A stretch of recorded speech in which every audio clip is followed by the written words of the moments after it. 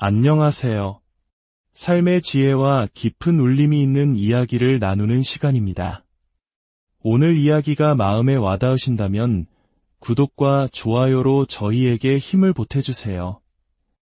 여러분의 따뜻한 마음이 비슷한 아픔을 겪는 더 많은 이들에게 위로와 용기를 전하는 소중한 씨앗이 될 것입니다. 오늘 우리가 함께 나눌 이야기는 마치 시간을 거슬러 조선시대에서 온 듯한 시어머니의 낡은 남아선호 사상에 맞서 두 딸과 가정을 지켜낸 한 여성의 기록입니다. 21세기를 살아가는 지금 아들-딸 구별이 무슨 의미가 있냐고 반문할 수 있지만 우리 사회 어딘가에서는 여전히 아들이 대를 잇는다는 생각이 뿌리 깊게 박혀 있기도 합니다. 지금부터 그 편견의 벽을 스스로의 힘으로 허물어뜨린 한 며느리의 투쟁과 화해의 여정을 따라가 보겠습니다. 저는 따뜻한 부모님 아래 두 여동생과 함께 자랐습니다. 부모님은 결혼이 늦으셨고 저 또한 늦둥이로 태어났습니다. 뒤이어 여동생이 태어났고 12년이라는 긴 시간이 흐른 뒤에는 저와 띠동갑인 막내 여동생이 태어났죠. 딸만 셋인 집이었지만 저희 집에는 늘 웃음이 가득했습니다. 서로를 아끼고 챙겨주는 다정한 분위기 속에서 화목하게 자랐습니다. 대학을 졸업하고 평범한 회사원으로 안정적인 삶을 살던 저는 30이 넘어서야 비로소 제 진짜 적성을 찾게 되었습니다. 저는 어릴 때부터 아기자기한 소품을 만들고 저만의 캐릭터를 그리는 것을 좋아했습니다. 취미로 만든 스티커나 열쇠고리를 친구들에게 선물하곤 했는데 어느 날 한 친구가 진지하게 말하더군요. 너 정말 재능 있어. 이걸로 사업 한번 해보는 건 어때? 처음에는 그저 취미일 뿐이라고 생각했지만 친구의 말은 제 마음속에 작은 불씨를 남겼습니다. 결국 저는 회사를 다니면서 아무에게도 알리지 않고 조심스럽게 온라인 스토어를 여러 작은 사업을 시작했습니다. 그런데 놀랍게도 반응이 무척 좋았습니다. 퇴근 후와 주말을 꼬박 바쳐 작업에 매달렸고 어느 순간 부업으로 시작한 이 일의 수입이 회사 월급을 훌쩍 뛰어넘게 되었습니다. 제가 좋아하는 일로 돈을 벌 수 있다는 사실에 가슴이 뛰었고 결국 과감히 사표를 던지고 사업의 모든 것을 걸기로 결심했습니다. 하지만 세상 일이 뜻대로만 되지는 않더군요. 본격적으로 사업에 뛰어들자마자 매출은 거짓말처럼 곤두박질 쳤습니다. 하루 종일 기획하고 만들고 포장하고 마케팅까지 혼자 애를 썼지만 이유를 알 수 없었습니다. 1년 넘게 버티다 보니 내가 너무 성급했나 하는 후회와 함께 깊은 우울감이 밀려왔습니다. 바로 그때 제 인생의 귀인인 그 친구가 다시 제 곁에 나타났습니다. 힘들어하는 저를 보며 미안해하던 친구는 기분 전환이라도 해보라며 소개팅을 주선해 주었습니다. 그렇게 만난 사람이 지금의 제 남편입니다. 저보다 2살 어린 연하였지만 대화가 놀라울 정도로 잘 통했고 가치관도 비슷해 금세 사랑에 빠졌습니다. 1년간의 안정적인 연애 끝에 저희는 서로의 마음을 확인하고 결혼을 약속하게 되었습니다. 결혼을 준비하며 서로의 가족에 대해 깊은 이야기를 나누게 되었습니다. 남편은 위로 누나가 2, 아래로 남동생이 하나 있는 사남매 중 셋째였습니다. 고등학생 때 아버님을 병으로 여의고 집안 형편이 어려워졌다고 했습니다. 어머님은 잠시 일을 하셨지만 누나들이 취직한 후부터는 경제활동을 하지 않으셨고 그때부터 사남매가 십시일반 돈을 모아 어머님께 용돈을 드리고 있었습니다. 저희 집도 남편의 집도 저희가 첫 결혼이었습니다. 먼저 남편이 저희 집에 인사를 왔습니다. 부모님은 정성껏 차린 음식으로 미래의 사위를 따뜻하게 맞아주셨습니다. 그리고 다음 주 제가 예비 시댁에 인사를 드리러 갔습니다. 예비 시어머니 혼자 계셨는데 집안 분위기는 어딘지 모르게 서늘했습니다. 손님을 맞이하는 다과상이나 음료 한 잔조차 없었고 그저 저를 탐색하고 평가하려는 듯한 차가운 시선만이 느껴졌습니다. 아니나 다를까 시어머니는 처음 만난 제게 대뜸 연봉부터 물으셨습니다. 솔직하게 말씀드렸더니 남편보다 월 100만 원 정도 적게 번다는 사실에 마치 수준 낮은 사람을 보는 듯한 눈빛으로 혀를 차시더군요. 그 돈 벌어서 옷 사입고 출퇴근하면 남는 것도 없겠네. 적금 하나들 여유도 없겠다. 아이고. 아닙니다. 어머님. 저도 결혼 전에 회사 다녔고 그동안 차곡차곡 모아둔 돈이 있습니다. 결혼 자금은 걱정하지 않으셔도 됩니다. 이어서 저희 아버지의 직업을 물으셨습니다. 아버지가 은퇴 후 소일거리로 경비 일을 하신다고 말씀드리자 노골적으로 인상을 찌푸리셨습니다. 그리고 형제 관계를 물으시기에 여동생이 둘이라고 답하자 아예 실은 기색을 숨기지 않으셨습니다. 딸만 있는 집 여자들은 결혼해서도 재산을 다 친정으로 빼돌린다잖아. 그리고 그런 집안은 딸만 낳을 확률이 높다던데. 우리 집은 손이 귀한 집이야. 나도 아들 낳으려고 40 넘어서까지 애를 썼다고. 너 딸만 낳으면 절대 안 된다. 순간 말문이 막혔습니다. 성실하게 살아오신 아버지를 무시하는 것도 모자라 딸만 있는 저희 집안을 대놓고 폄하하는 태도에 어이가 없었습니다. 아들이 있다는 것이 도대체 무슨 벼슬이라고 저렇게 의기양양한 걸까요? 이대로 당하고만 있을 수는 없었습니다. 저 역시 날카로운 질문을 던졌습니다. 그러면 어머님은 노후 준비는 다 되셨나요? 저희 남편이 결혼 후에도 어머님께 따로 돈 드릴 일은 없는 건가요? 얘가 무슨 소리를 하는 거야? 아들이랑 딸이 같니? 자식이 노후 대책이지. 내가 괜히 자식을 많이 낳았겠어. 자식이 노후 대책이라니요. 그 말에 실소를 금할 수 없었습니다. 저희 부모님은 자식에게 짐이 되지 않기 위해 평생을 성실히 사시고 노후 준비까지 완벽하게 마치신 분들입니다. 저희 부모님은 노후 준비 다 하셨어요. 자가 주택도 있고 월세 나오는 상가도 있으세요. 자식 등골 빼먹는 건 비참한 일이라며 스스로 든든한 부모가 되길 바라셨거든요. 제가 친정으로 재산을 빼돌릴 일은 없을 겁니다. 하지만 제 말은 마치 벽에 대고 이야기하는 것 같았습니다. 시어머니는 아들이 없어서 악착같이 돈을 모은 것이라며 저희 부모님을 오히려 안쓰럽게 여기셨습니다. 더 이상의 대화는 무의미했습니다. 마지막으로 한마디 덧붙였습니다. 요즘엔 딸 낳는 게 복이라고 하잖아요. 아들은 하나하나 챙겨줘야 하지만 딸들은 엄마의 든든한 친구가 되어주니까요. 자식 차별하시면 안 돼요. 어머님, 형님들이 들으시면 마음 상하시겠어요. 그 말에 시어머니는 잠시 할 말을 잃으셨고 남편은 옆에서 눈치만 보며 안절부절 못했습니다. 그날 저는 뼈저리게 느꼈습니다. 이 결혼 절대 만만하게 보여서는 안 된다는 것을요. 집에 돌아오는 길에 남편에게 단호하게 말했습니다. 앞으로 이런 일도 생길 거야. 그때마다 오늘처럼 가만히 있기만 하면 나 이 결혼 못해. 당신 어머니의 아들로 남을 거야. 아니면 내 남편이 될 거야. 제 말에 남편은 진지한 표정으로 답했습니다. 난 무조건 자기 편이야. 내가 책임질 사람은 자기뿐이야. 다시는 자기 혼자 외롭게 싸우게 하지 않을게 그 진심을 믿고 저희는 결혼을 진행했습니다. 결혼 준비 과정과 결혼식에서 시어머니는 의외로 별다른 문제를 일으키지 않으셨습니다. 제가 너무 예민하게 생각했나 싶을 정도였죠. 하지만 그것은 앞으로 닥쳐올 더 큰 산을 넘기 위한 잠시의 평온에 불과했습니다. 결혼 후 1년쯤 지났을 때 저는 첫 아이를 임신했습니다. 초음파 검사 결과 딸이라는 사실을 알았을 때 저희 부모님은 뛸 듯이 기뻐하셨습니다. 하지만 시어머니의 반응은 싸늘했습니다.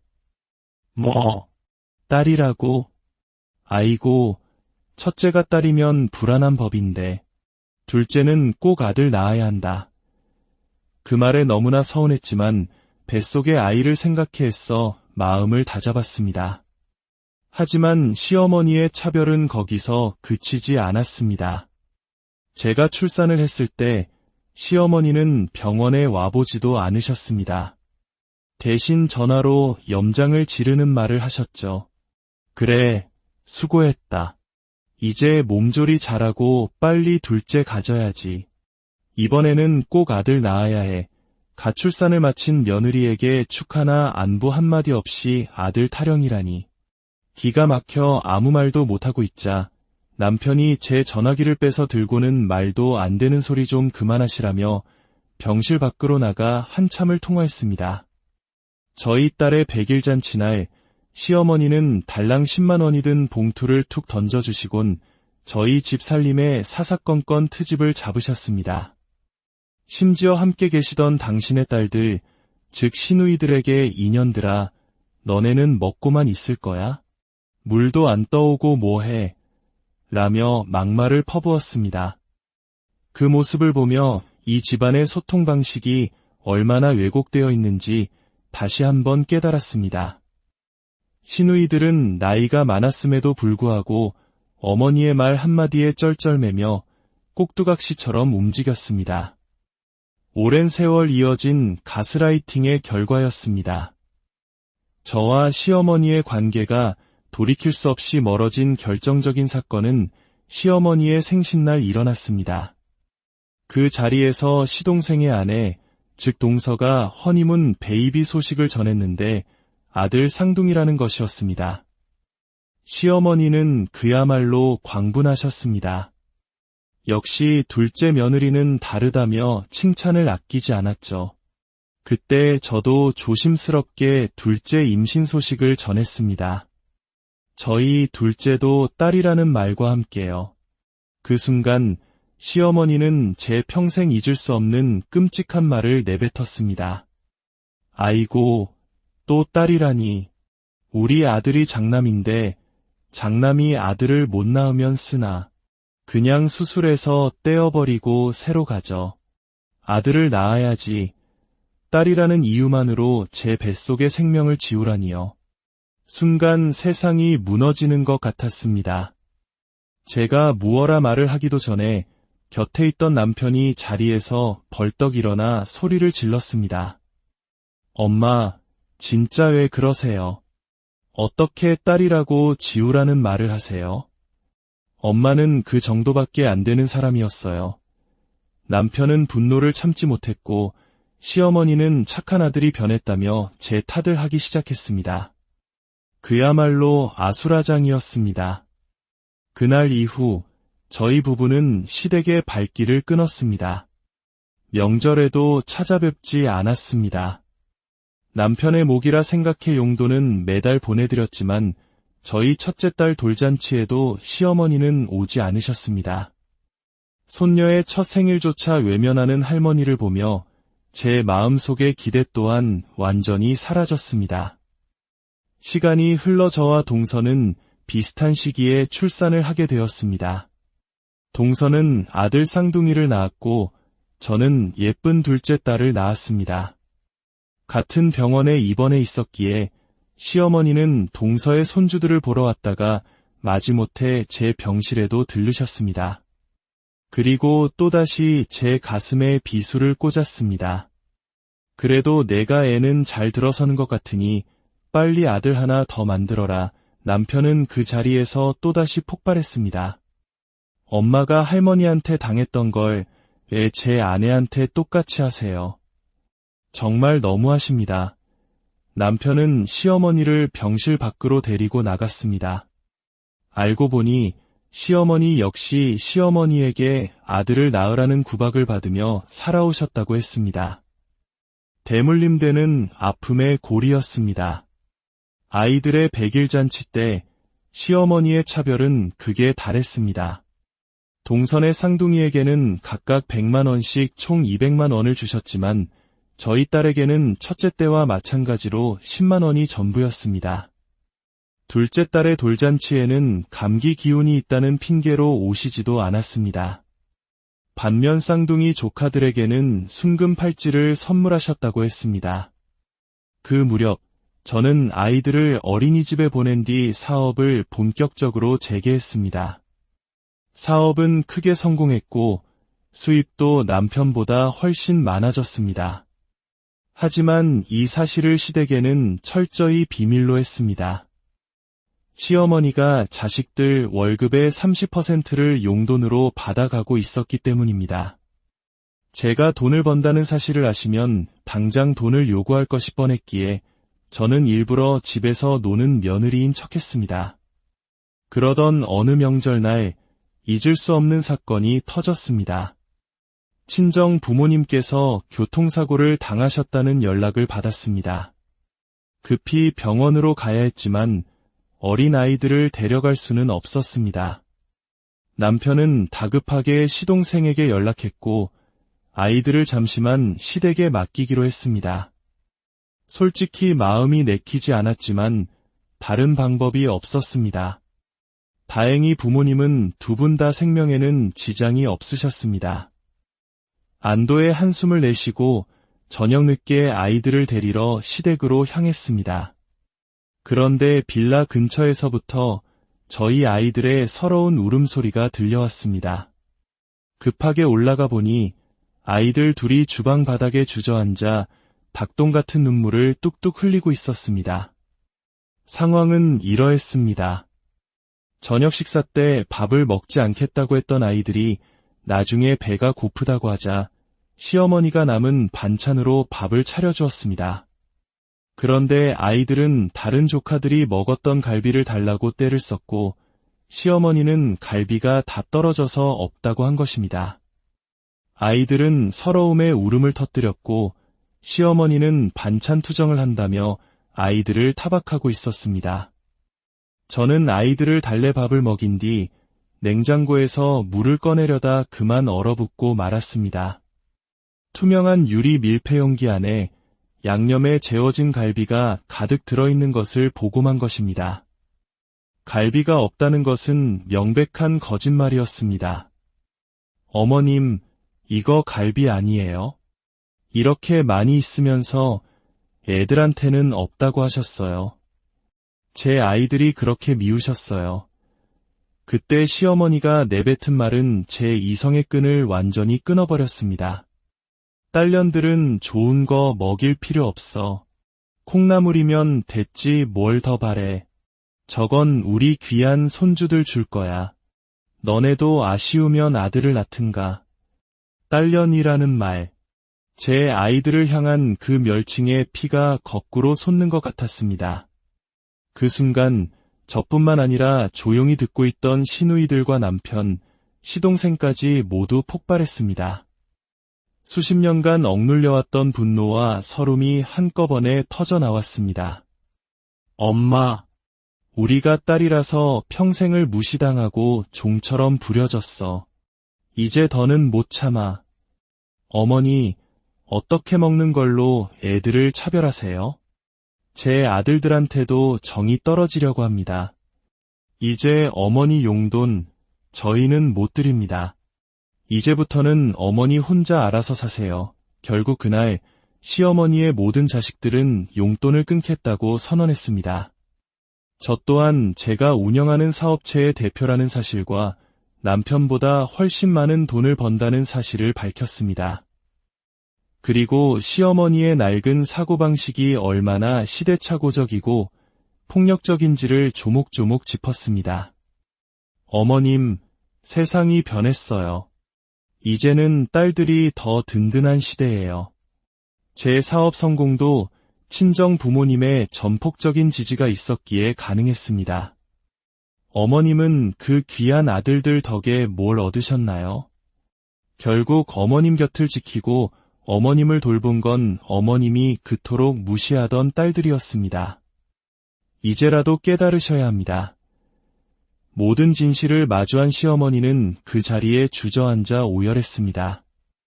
자신의 잘못으로 인해 모든 자식들에게 버림받았다는 사실을 깨달은 것입니다. 그 후 저희는 시어머니와 완전히 연락을 끊었습니다. 한 달이 지났을까 시어머니에게서 전화가 왔습니다. 목소리는 수척했고 처음으로 제게 진심으로 사과했습니다. 그리고 자신이 일자리를 구했으니 그 돈으로 독립해서 살 테니 한 번만 만나달라고 애원했습니다. 약속 장소에 나간 시어머니의 모습은 한 달 전과는 완전히 달라져 있었습니다. 그동안 많은 생각을 하셨다며 눈물을 흘리며 지난날의 잘못을 모두 인정하셨습니다. 학대하려던 것이 아니라 그저 남편과 자식에게 의지하는 것이 당연하다고 생각하며 살아왔다고, 자신도 그렇게 배우고 살아왔기에 그것이 잘못인 줄도 몰랐다고 말입니다. 그 눈물에서 저는 변화의 가능성을 보았습니다. 저는 어머님께 제안했습니다. 계속 일을 하시면서 사회와 소통하고 스스로 돈을 벌어보시라고, 자식들 돈이 얼마나 귀한 것인지 직접 느껴보시라고 말입니다. 그 후 시어머니는 정말 달라지기 시작했습니다. 식당에서 열심히 일하셨고 며칠 뒤에는 온 가족을 불러 모아 정식으로 사과하셨습니다. 마음 약한 시누이들은 그 자리에서 어머니를 용서했고 아들들은 조금 더 지켜보겠다고 했습니다. 용돈은 각자 월 20만 원씩만 드리기로 정리했고 어머님도 그 결정에 수긍하셨습니다. 요즘 어머님은 저희 아이들이 어린이집에서 하원하는 시간에 맞춰 아이스크림을 사들고 기다리시곤 합니다. 아이들 친구들 것까지 넉넉하게 챙겨서 말이죠. 얼마 전에는 이런 말씀을 하셨습니다. 남자애들은 아이스크림만 낼름 받아먹고 휙 가버리는데 여자애들은 어쩜 저렇게 예쁘게 할머니 감사합니다 하고 인사를 잘할까. 역시 딸이 최고야. 딸이 최고지. 시어머니의 입에서 딸이 최고라는 말이 나올 줄은 꿈에도 몰랐습니다. 그 말을 들으며 저는 요즘 실감합니다. 사람은 변할 수 있는 존재라는 것을요. 그토록 고지식했던 시어머니가 변화하는 모습을 보며 진심 어린 소통이 얼마나 큰 힘을 가졌는지 마음 깊이 느끼고 있습니다. 이제 저는 어머님을 진심으로 응원합니다. 편견의 껍질을 깨고 제2의 인생을 시작하신 어머님과 앞으로는 더 따뜻하고 건강한 관계를 만들어가 보려고 합니다. 저의 긴 사연을 끝까지 들어주셔서 진심으로 감사합니다. 여러분의 가정에도 늘 평화. 안녕하세요. 삶의 지혜와 깊은 울림이 있는 이야기를 나누는 시간입니다. 오늘 이야기가 마음에 와닿으신다면 구독과 좋아요로 저희에게 힘을 보태주세요.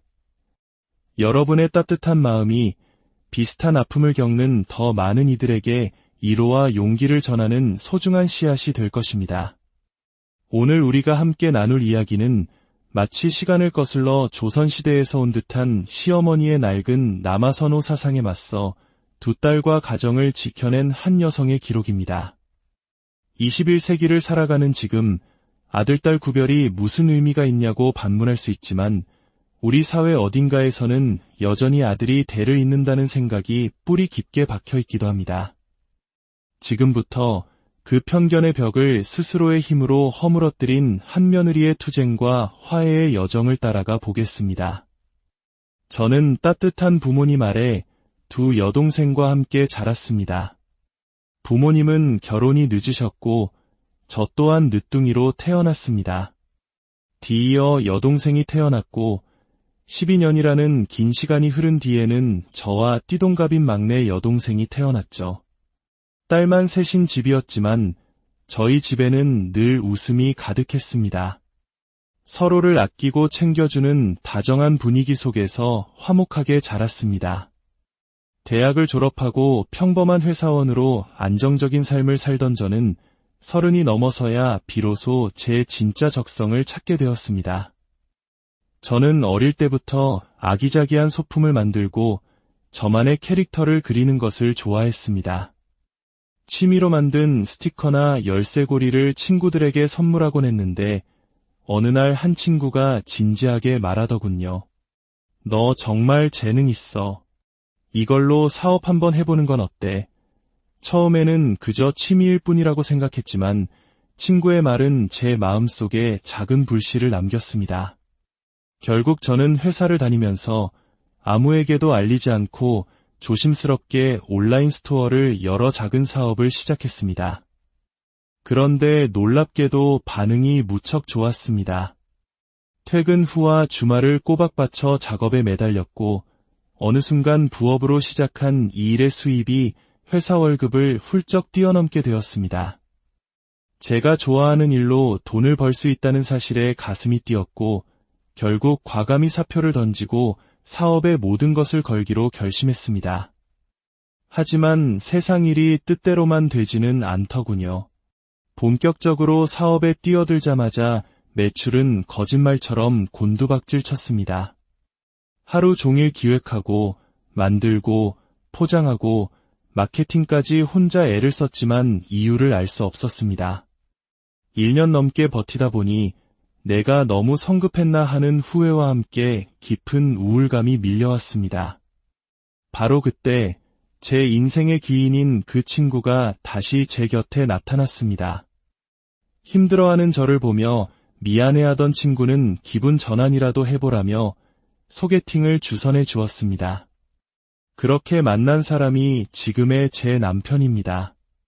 저보다 2살 어린 연하였지만 대화가 놀라울 정도로 잘 통했고 가치관도 비슷해 금세 사랑에 빠졌습니다. 1년간의 안정적인 연애 끝에 저희는 서로의 마음을 확인하고 결혼을 약속하게 되었습니다. 결혼을 준비하며 서로의 가족에 대해 깊은 이야기를 나누게 되었습니다. 남편은 위로 누나가 2, 아래로 남동생이 하나 있는 사남매 중 셋째였습니다. 고등학생 때 아버님을 병으로 여의고 집안 형편이 어려워졌다고 했습니다. 어머님은 잠시 일을 하셨지만 누나들이 취직한 후부터는 경제활동을 하지 않으셨고 그때부터 사남매가 십시일반 돈을 모아 어머님께 용돈을 드리고 있었습니다. 저희 집도 남편의 집도 저희가 첫 결혼이었습니다. 먼저 남편이 저희 집에 인사를 왔습니다. 부모님은 정성껏 차린 음식으로 미래의 사위를 따뜻하게 맞아주셨습니다. 그리고 다음 주 제가 예비 시댁에 인사를 드리러 갔습니다. 예비 시어머니 혼자 계셨는데 집안 분위기는 어딘지 모르게 서늘했습니다. 손님을 맞이하는 다과상이나 음료 한 잔조차 없었고 그저 저를 탐색하고 평가하려는 듯한 차가운 시선만이 느껴졌습니다. 아니나 다를까 시어머니는 처음 만난 제게 대뜸 연봉부터 물으셨습니다. 솔직하게 말씀드렸더니 남편보다 월 100만 원 정도 적게 번다는 사실에 마치 수준 낮은 사람을 보는 듯한 눈빛으로 혀를 차시더군요. 그 돈 벌어서 옷 사입고 출퇴근하면 남는 것도 없겠네. 적금 하나 들 여유도 없겠다. 아이고. 아닙니다. 어머님. 저도 결혼 전에 회사 다녔고 그동안 차곡차곡 모아둔 돈이 있습니다. 결혼 자금은 걱정하지 않으셔도 됩니다. 이어서 저희 아버지의 직업을 물으셨습니다. 아버지가 은퇴 후 소일거리로 경비 일을 하신다고 말씀드리자 노골적으로 인상을 찌푸리셨습니다. 그리고 형제관계를 물으시기에 여동생이 2이라고 답하자 아예 실은 기색을 숨기지 않으셨습니다. 딸만 있는 집 여자들은 결혼해서도 재산을 다 친정으로 빼돌린다잖아. 그리고 그런 집안은 딸만 낳을 확률이 높다던데. 우리 집은 손이 귀한 집이야. 나도 아들 낳으려고 40 넘어서까지 애를 썼다고. 너 딸만 낳으면 절대 안 된다. 순간 말문이 막혔습니다. 성실하게 살아오신 아버지를 무시하는 것도 모자라 딸만 있는 저희 집안을 대놓고 폄하하는 태도에 어이가 없었습니다. 아들이 있다는 것이 도대체 무슨 벼슬이라고 저렇게 의기양양한 걸까요? 이대로 당하고만 있을 수는 없었습니다. 저 역시 날카로운 질문을 던졌습니다. 그러면 어머님은 노후 준비는 다 되셨나요? 저희 남편이 결혼 후에도 어머님께 따로 돈 드릴 일은 없는 건가요? 얘가 무슨 소리를 하는 거야? 아들이랑 딸이 같니? 자식이 노후 대책이지. 내가 괜히 자식을 많이 낳았겠어.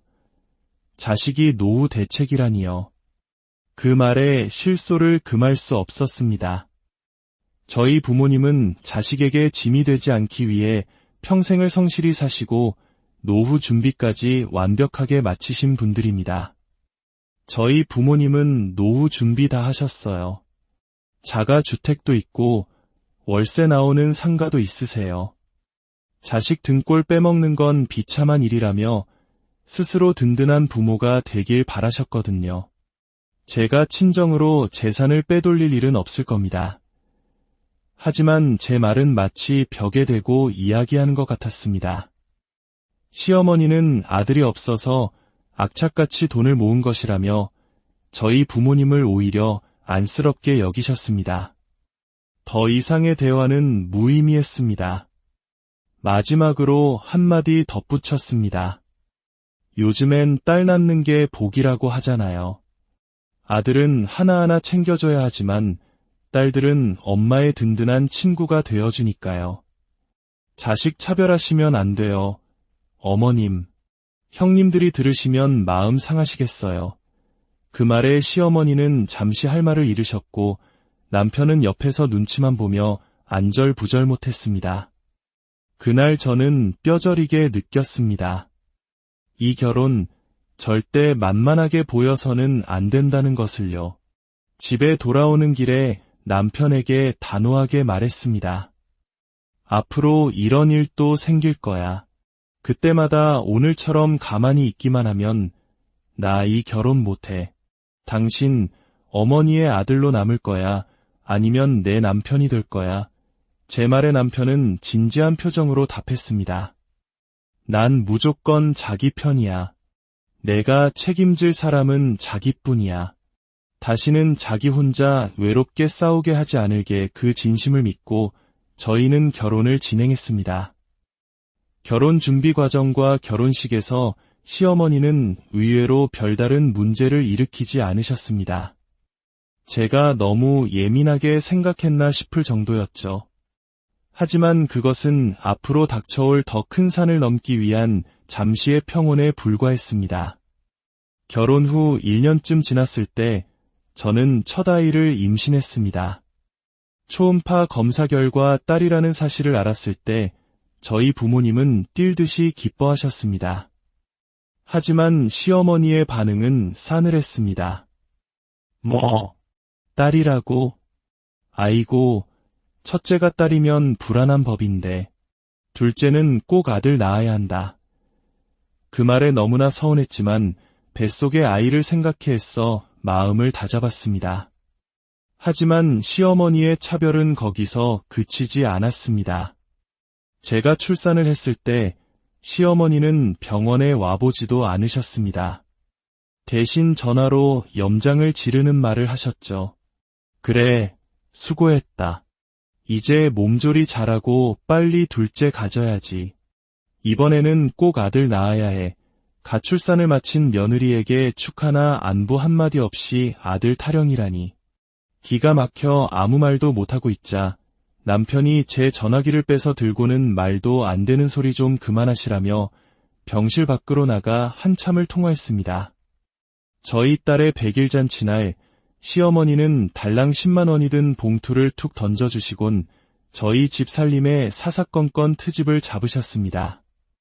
심지어 함께 계시던 당신의 딸들, 즉 시누이들에게 인연들아, 너네는 먹고만 있을 거야? 물도 안 떠오고 뭐해? 라며 막말을 퍼부었습니다. 그 모습을 보며 이 집안의 소통 방식이 얼마나 왜곡되어 있는지 다시 한번 깨달았습니다. 시누이들은 나이가 많았음에도 불구하고 어머니의 말 한마디에 쩔쩔매며 꼭두각시처럼 움직였습니다. 오랜 세월 이어진 가스라이팅의 결과였습니다. 저와 시어머니의 관계가 돌이킬 수 없이 멀어진 결정적인 사건은 시어머니의 생신날 일어났습니다. 그 자리에서 시동생의 아내, 즉 동서가 허니문 베이비 소식을 전했는데 아들 쌍둥이라는 것이었습니다. 시어머니는 그야말로 광분하셨습니다. 역시 둘째 며느리는 다르다며 칭찬을 아끼지 않았죠. 그때 저도 조심스럽게 둘째 임신 소식을 전했습니다. 저희 둘째도 딸이라는 말과 함께요. 그 순간 시어머니는 제 평생 잊을 수 없는 끔찍한 말을 내뱉었습니다. 아이고, 또 딸이라니. 우리 아들이 장남인데 장남이 아들을 못 낳으면 쓰나. 그냥 수술해서 떼어버리고 새로 가져. 아들을 낳아야지. 딸이라는 이유만으로 제 뱃속의 생명을 지우라니요. 순간 세상이 무너지는 것 같았습니다. 제가 무어라 말을 하기도 전에 곁에 있던 남편이 자리에서 벌떡 일어나 소리를 질렀습니다.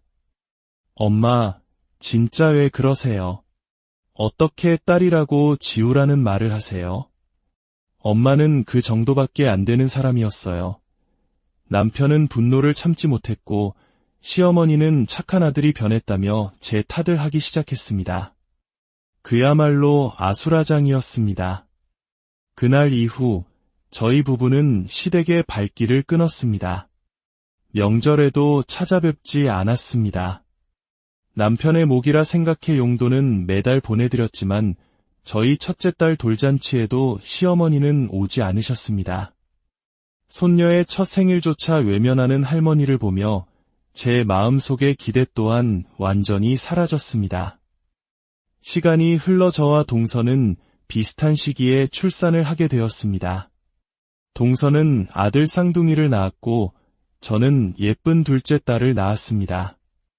같은 병원에 입원해 있었기에 시어머니는 동서의 손주들을 보러 왔다가 마지못해 제 병실에도 들르셨습니다. 그리고 또다시 제 가슴에 비수를 꽂았습니다. 그래도 내가 애는 잘 들어서는 것 같으니 빨리 아들 하나 더 만들어라. 남편은 그 자리에서 또다시 폭발했습니다. 엄마가 할머니한테 당했던 걸 왜 제 아내한테 똑같이 하세요?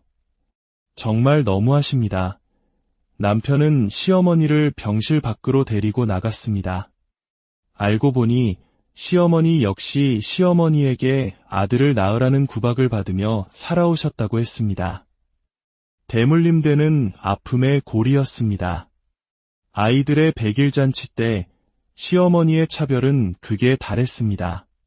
동선의 쌍둥이에게는 각각 100만 원씩 총 200만 원을 주셨지만 저희 딸에게는 첫째 때와 마찬가지로 10만 원이 전부였습니다. 둘째 딸의 돌잔치에는 감기 기운이 있다는 핑계로 오시지도 않았습니다. 반면 쌍둥이 조카들에게는 순금 팔찌를 선물하셨다고 했습니다. 그 무렵 저는 아이들을 어린이집에 보낸 뒤 사업을 본격적으로 재개했습니다. 사업은 크게 성공했고 수입도 남편보다 훨씬 많아졌습니다. 하지만 이 사실을 시댁에는 철저히 비밀로 했습니다. 시어머니가 자식들 월급의 30%를 용돈으로 받아가고 있었기 때문입니다. 제가 돈을 번다는 사실을 아시면 당장 돈을 요구할 것이 뻔했기에 저는 일부러 집에서 노는 며느리인 척했습니다. 그러던 어느 명절날 잊을 수 없는 사건이 터졌습니다. 친정 부모님께서 교통사고를 당하셨다는 연락을 받았습니다. 급히 병원으로 가야 했지만 어린 아이들을 데려갈 수는 없었습니다. 남편은 다급하게 시동생에게 연락했고 아이들을 잠시만 시댁에 맡기기로 했습니다. 솔직히 마음이 내키지 않았지만 다른 방법이 없었습니다. 다행히 부모님은 두 분 다 생명에는 지장이 없으셨습니다. 안도의 한숨을 내쉬고 저녁 늦게 아이들을 데리러 시댁으로 향했습니다. 그런데 빌라 근처에서부터 저희 아이들의 서러운 울음소리가 들려왔습니다. 급하게 올라가 보니 아이들 둘이 주방 바닥에 주저앉아 닭똥 같은 눈물을 뚝뚝 흘리고 있었습니다. 상황은 이러했습니다. 저녁 식사 때 밥을 먹지 않겠다고 했던 아이들이 나중에 배가 고프다고 하자 시어머니가 남은 반찬으로 밥을 차려주었습니다. 그런데 아이들은 다른 조카들이 먹었던 갈비를 달라고 떼를 썼고 시어머니는 갈비가 다 떨어져서 없다고 한 것입니다. 아이들은 서러움에 울음을 터뜨렸고 시어머니는 반찬 투정을 한다며 아이들을 타박하고 있었습니다. 저는 아이들을 달래 밥을 먹인 뒤 냉장고에서 물을 꺼내려다 그만 얼어붙고 말았습니다. 투명한 유리 밀폐용기 안에 양념에 재워진 갈비가 가득 들어있는 것을 보고만 것입니다. 갈비가 없다는 것은 명백한 거짓말이었습니다. 어머님, 이거 갈비 아니에요? 이렇게 많이 있으면서 애들한테는 없다고 하셨어요. 제 아이들이 그렇게 미우셨어요. 그때 시어머니가 내뱉은 말은 제 이성의 끈을 완전히 끊어버렸습니다. 딸년들은 좋은 거 먹일 필요 없어. 콩나물이면 됐지 뭘 더 바래. 저건 우리 귀한 손주들 줄 거야. 너네도 아쉬우면 아들을 낳든가. 딸년이라는 말. 제 아이들을 향한 그 멸칭에 피가 거꾸로 솟는 것 같았습니다. 그 순간 저뿐만 아니라 조용히 듣고 있던 시누이들과 남편, 시동생까지 모두 폭발했습니다. 수십 년간 억눌려왔던 분노와 서름이 한꺼번에 터져나왔습니다. 엄마, 우리가 딸이라서 평생을 무시당하고 종처럼 부려졌어. 이제 더는 못 참아. 어머니, 어떻게 먹는 걸로 애들을 차별하세요? 제 아들들한테도 정이 떨어지려고 합니다. 이제 어머니 용돈 저희는 못 드립니다. 이제부터는 어머니 혼자 알아서 사세요. 결국 그날 시어머니의 모든 자식들은 용돈을 끊겠다고 선언했습니다. 저 또한 제가 운영하는 사업체의 대표라는 사실과 남편보다 훨씬 많은 돈을 번다는 사실을 밝혔습니다. 그리고 시어머니의 낡은 사고방식이 얼마나 시대착오적이고 폭력적인지를 조목조목 짚었습니다. 어머님, 세상이 변했어요. 이제는 딸들이 더 든든한 시대예요. 제 사업 성공도 친정 부모님의 전폭적인 지지가 있었기에 가능했습니다. 어머님은 그 귀한 아들들 덕에 뭘 얻으셨나요? 결국 어머님 곁을 지키고 어머님을 돌본 건 어머님이 그토록 무시하던 딸들이었습니다. 이제라도 깨달으셔야 합니다. 모든 진실을 마주한 시어머니는 그 자리에 주저앉아 오열했습니다. 자신의 잘못으로 인해 모든 자식들에게 버림받았다는 사실을 깨달은 것입니다. 그 후 저희는 시어머니와 완전히 연락을 끊었습니다. 한 달이 지났을까 시어머니에게서 전화가 왔습니다.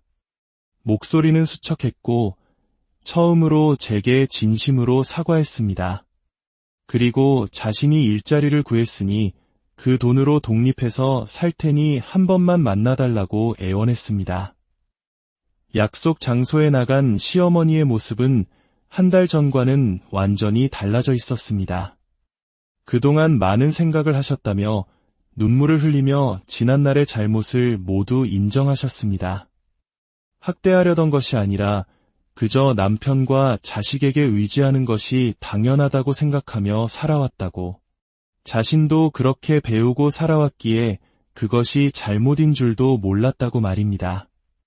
그 눈물에서 저는 변화의 가능성을 보았습니다. 저는 어머님께 제안했습니다.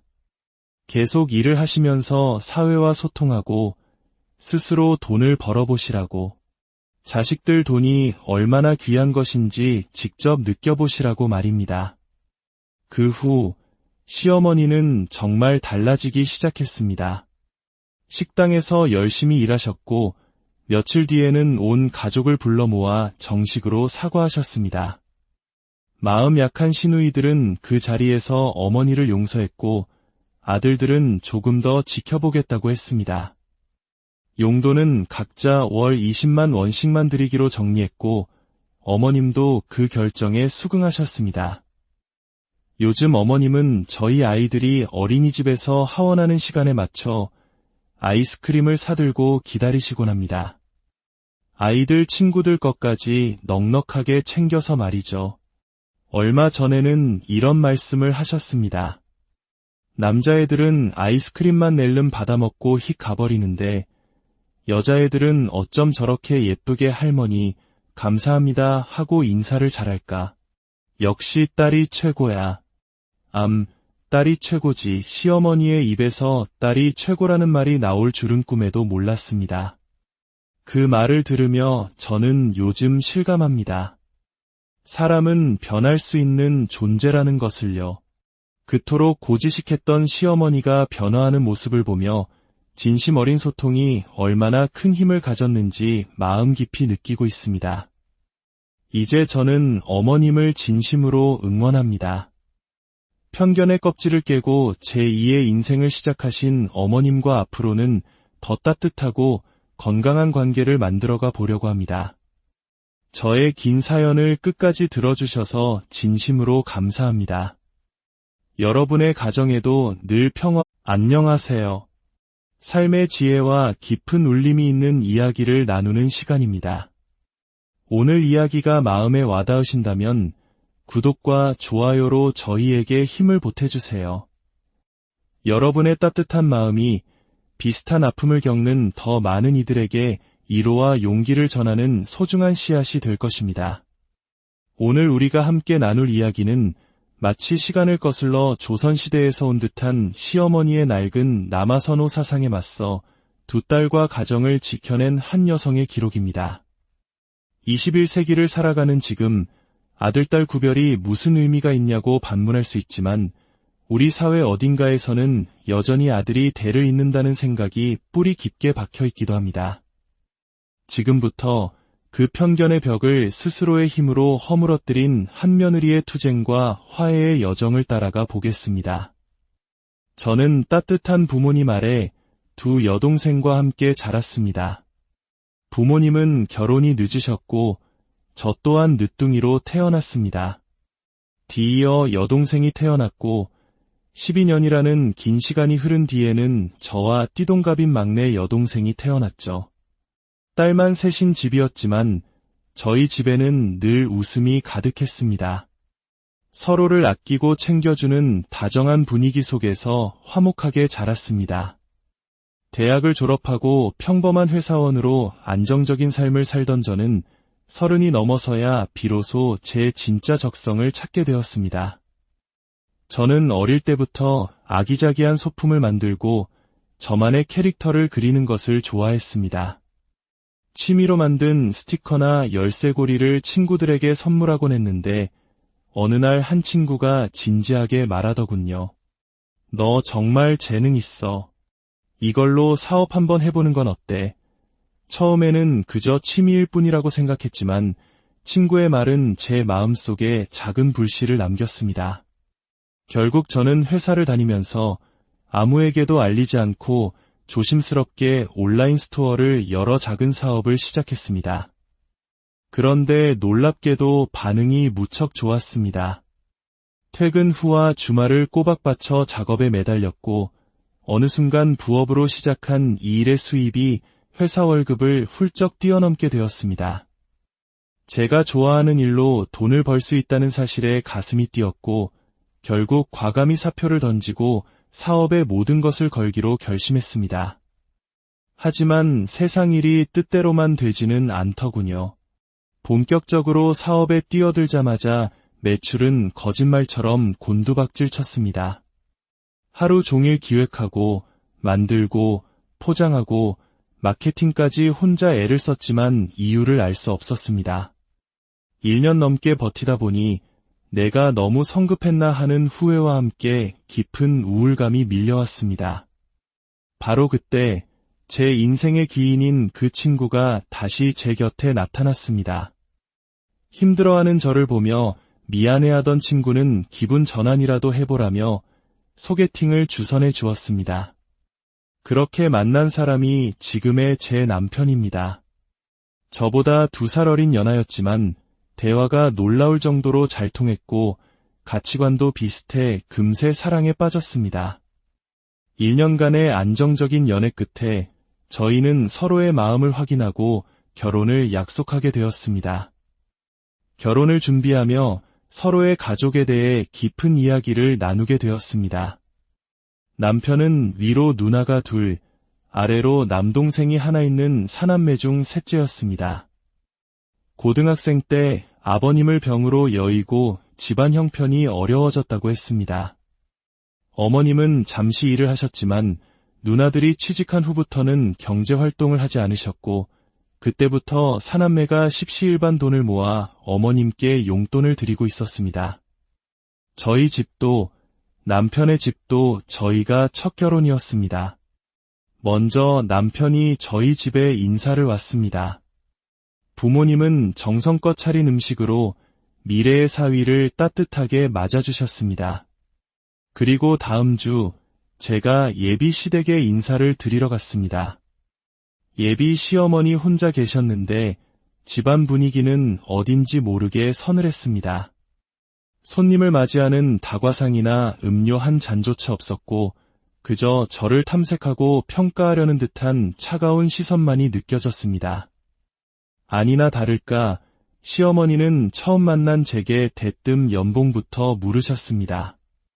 솔직하게 말씀드렸더니 남편보다 월 100만 원 정도 적게 번다는 사실에 마치 수준 낮은 사람을 보는 듯한 눈빛으로 혀를 차시더군요. 그 돈 벌어서 옷 사입고 출퇴근하면 남는 것도 없겠네. 적금 하나들 여유도 없겠다. 아이고. 아닙니다. 어머님. 저도 결혼 전에 회사 다녔고 그동안 차곡차곡 모아둔 돈이 있습니다. 결혼 자금은 걱정하지 않으셔도 됩니다. 이어서 저희 아버지의 직업을 물으셨습니다. 아버지가 은퇴 후 소일거리로 경비 일을 하신다고 말씀드리자 노골적으로 인상을 찌푸리셨습니다. 그리고 형제관계를 물으시기에 여동생이 2이라고 답하자 아예 실은 기색을 숨기지 않으셨습니다. 딸만 있는 집 여자들은 결혼해서도 재산을 다 친정으로 빼돌린다잖아. 그리고 그런 집안은 딸만 낳을 확률이 높다던데. 우리 집은 손이 귀한 집이야. 나도 아들 낳으려고 40 넘어서까지 애를 썼다고. 너 딸만 낳으면 절대 안 된다. 순간 말문이 막혔습니다.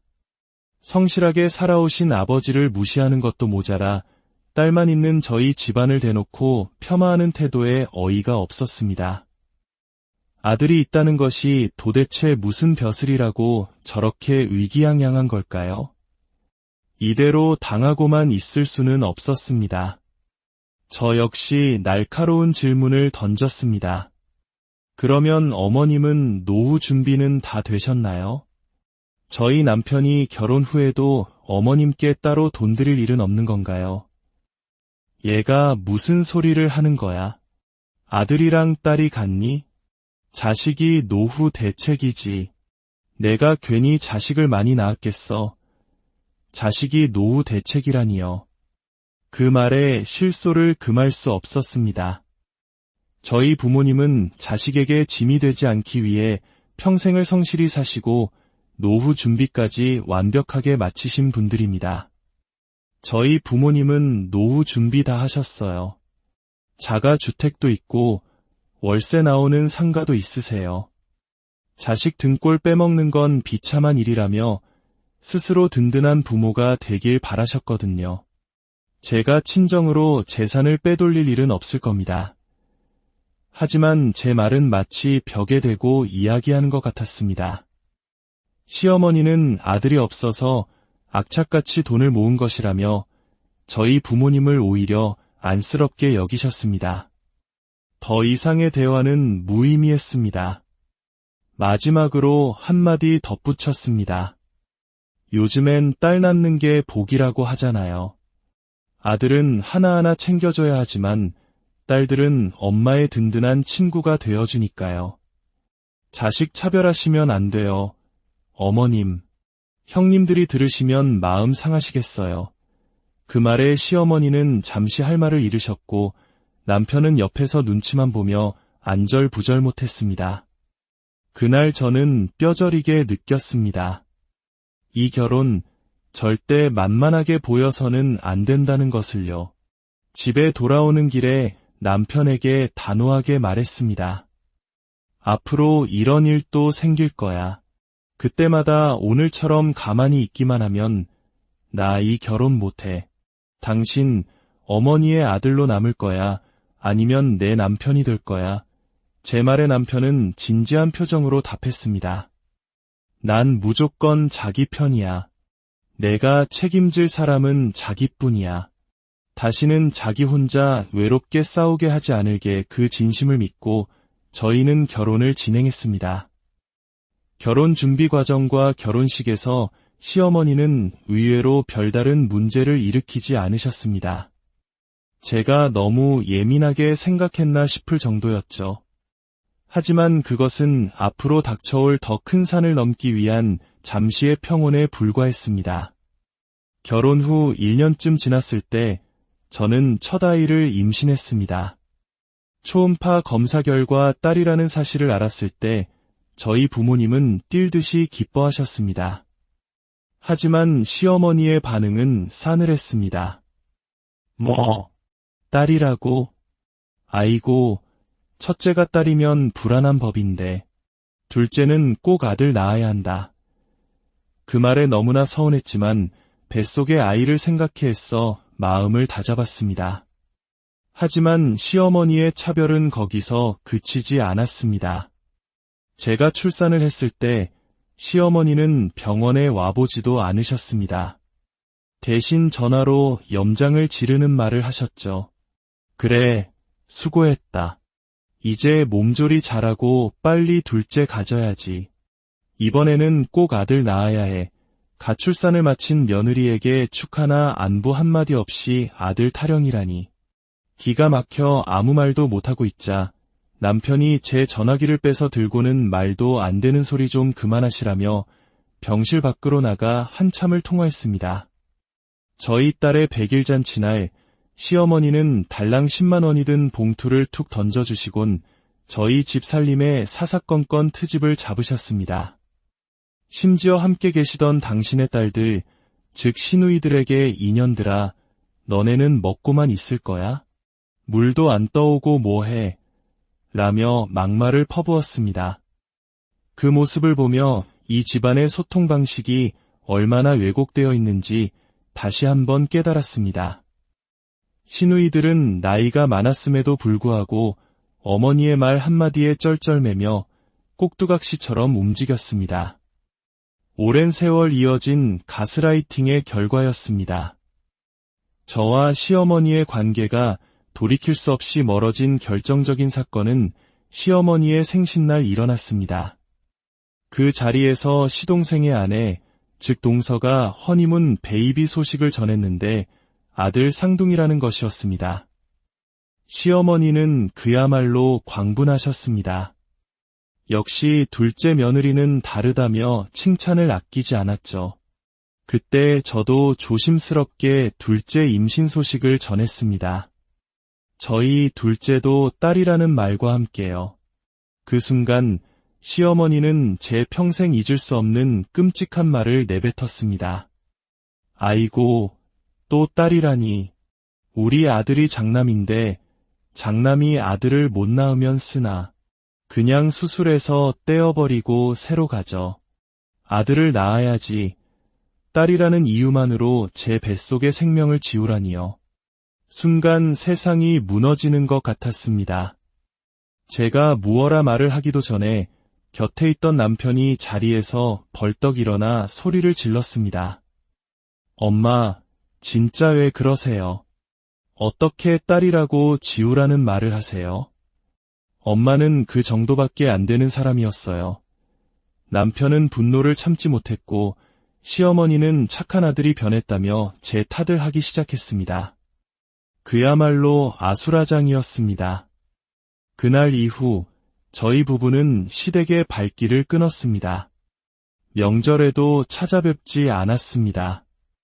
남편의 목이라 생각해 용돈은 매달 보내드렸지만 저희 첫째 딸 돌잔치에도